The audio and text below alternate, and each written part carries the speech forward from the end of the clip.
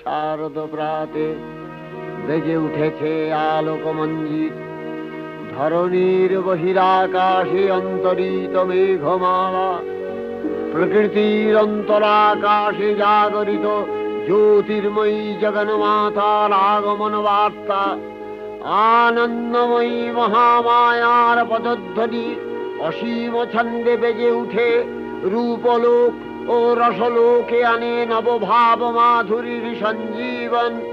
তাই আনন্দিতা শ্যামলী মাতৃকার চিন্ময়ীকে মৃন্ময়ীতে আবাহন। আজ চিৎশক্তি রূপিণী বিশ্বজননীর শারদশ্রী বিমণ্ডিতা প্রতিমা মন্দিরে মন্দিরে ধ্যান বোধিতা।